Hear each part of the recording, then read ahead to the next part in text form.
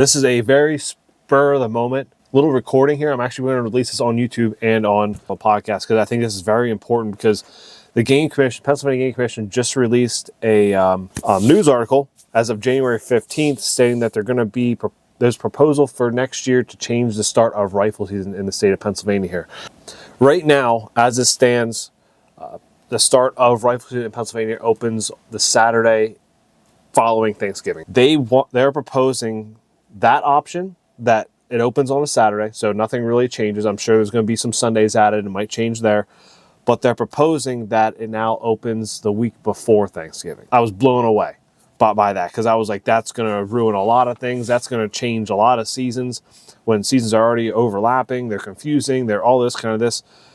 So I listened to the podcast they released, as well as I went and I read the article because I wanted the full details. So I'm just going to be stating the facts here for you guys. I'm going to give you my opinion about what it should stay and what it should change to.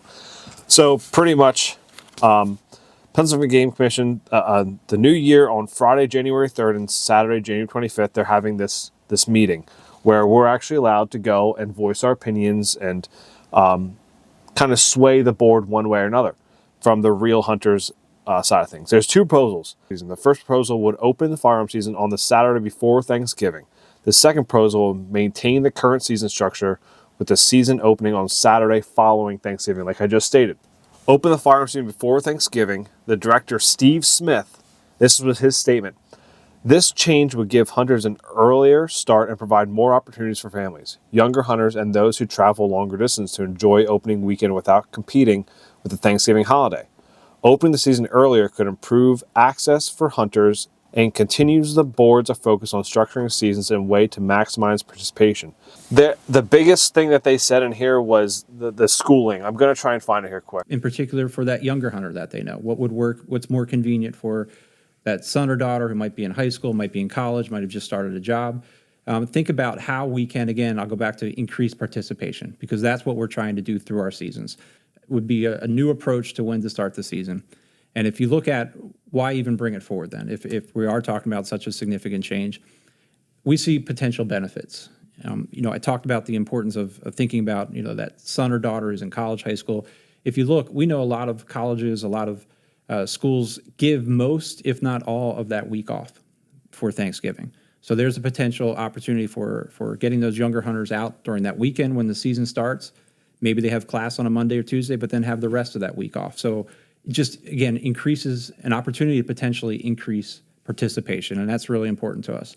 Another potential benefit, I'll say, is we have heard from hunters, and you mentioned how easy it is, and that's an important thing to comment to the Game Commission, and our hunters do. And we've heard from hunters that with the Thanksgiving holiday being so close there to when the season has started over the past couple of years, it's difficult to make all the preparations that they need to make to have the kind of season that they want. And for a lot of our hunters, that means traveling.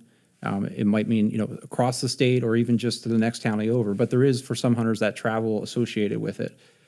Here's an opportunity to take a look at structuring the season where not having that Thanksgiving so close to the start of the season might alleviate some of those concerns and might make it easier for individuals to travel to where they need to be to hunt. So that's part of the reason that we're taking a look at that, both of those factors, increasing that participation for those younger hunters, but also potentially making it easier to get to where you need to go to hunt. So if you saw in that video there, their biggest thing was to get the younger generation more involved into hunting and to keep the younger generation there because they're following us. Like they're after us. I'm 31, so like my daughter, maybe she'll be into hunting, right? Biggest thing with that, a lot of these younger kids might not have transportation to go out hunting without us.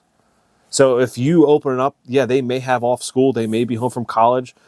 If they're home from college, they're usually off that weekend before that weekend of rifle season anyway, and they maybe have to go back on Monday.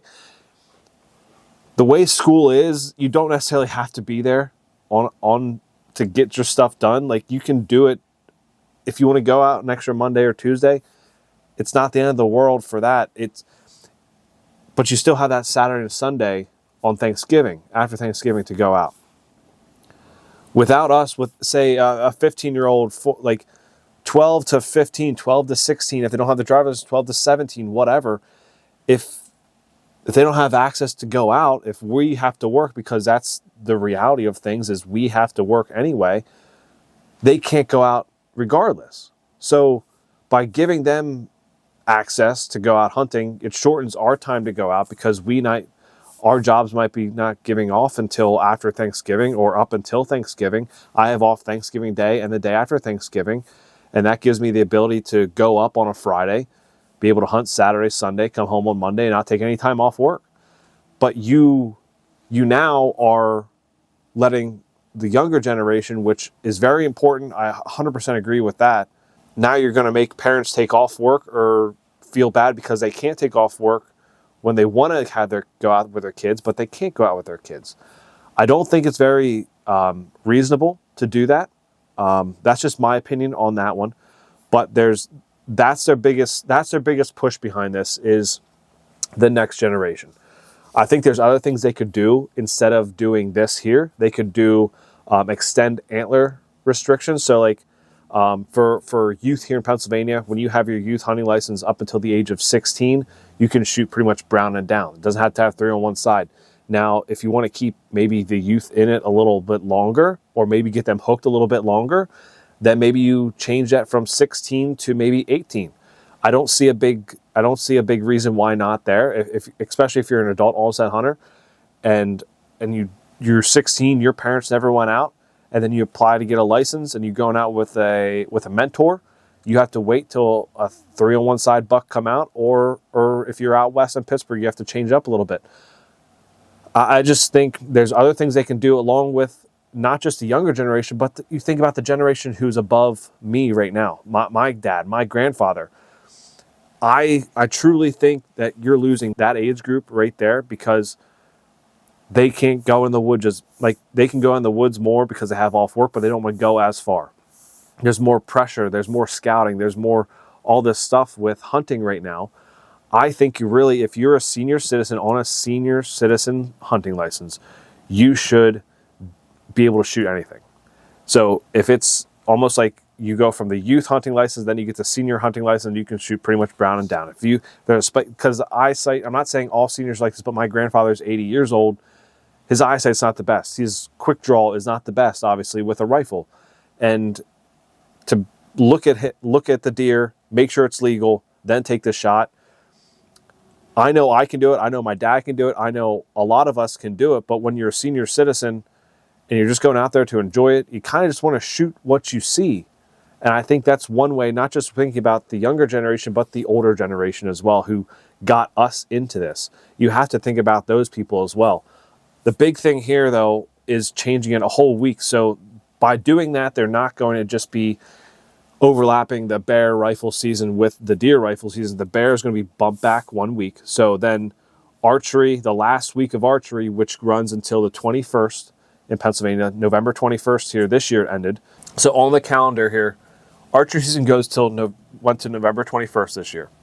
You have bear coming in November 14th. So just the 14th, 15th, 16th, 17th, and 18th, you have bear in with rifle during archer season, when people are actually no drives go on during archer season. There's none of that goes on during archer season. So you're having people drive deer around, but when you have put in all this work to pick out a stand, to go sit in that stand, to try and get this deer within 20, 30 yards, you don't want people driving bear out of possibly a thicket where a buck's going to be cruising the downwind side of that, and now you ruin that multiple people's hunts. I think there's a lot that can go into this that would actually affect people and get people out of hunting quicker than if you try to get more youth in it with this earlier season. They're also talking about adding some Sundays to the spring gobbler for 2027, which with that would come limited tags. So you might not be able to get 2 spring gobbler tags. You might just get 1, which I am personally fine with, especially if the turkey population is not doing that great, which it seems to be doing okay where I'm at. But I would say that is more up to the biologists there to decide if the population can handle that, whatever. But I wanted to make this really quick because I want you guys to have your voices heard. I think I'm going to go try and make my voice heard, whether I make it in person or on their website. I'm going to post a link down below to where you can actually do that, because I think it's important to have our voices heard in any kind of a voting situation, because that's the American way. We should be able to vote for what we want, what we think, and let our voice be heard. I think this, if it passes, it's gonna throw a lot of things off. It's gonna throw a lot of people off as well, especially people who don't necessarily read the rule book every single year or get these kind of updates. I think that's going to be pretty confusing, along with the season that's in right now as I'm recording this, which is it's the extended rifle and then the flintlock and then archery. It's like all overlapping, and then in some areas it's not extended, but some areas it is extended. It's a confusing time frame, and I think they just have to focus on that, not making it so confusing for people who can't read between the lines, put it that way. But the meeting, when you can have your voices heard, is January 24th. It starts at 8:30 a.m. For a public comment section, you're limited to 5 minutes per person, and you'll have to sign up. It's going to be pretty much first come, first serve basis. If you're first to sign up, you're going to go first. If you're second, follow that there. But registration begins at 7:45. It's going to be in Harrisburg at their main building. Make sure you go there and let your voice be heard, because this is pretty important. I think it can change a lot of things with Pennsylvania hunting. So if you don't want this, or if you do want this, go have your voice heard. If you're for it, that's great. Let me know in the comments why you're for this, because I really would like to hear why you're for it. Because, I mean, everyone's allowed to have their own opinion. Everyone's allowed to that's a beautiful thing about America. We're allowed to have our own opinions. We're allowed to voice our opinions, and we're allowed to be respectful of our opinion as well. Me, I would love for it to stay Saturday after Thanksgiving. I think to spend more, so I don't get, during hunting season, you're all up in your head, you're stressed out, you're trying to get on deer, you're trying to do this, you're trying to put meat in the freezer, and to have that on my head while I'm at Thanksgiving with my family, if I'm not able to tag out early, I think that's going to be a little stressful for me, because I'll be like, okay, Thanksgiving's over, can I go out for an evening hunt quick?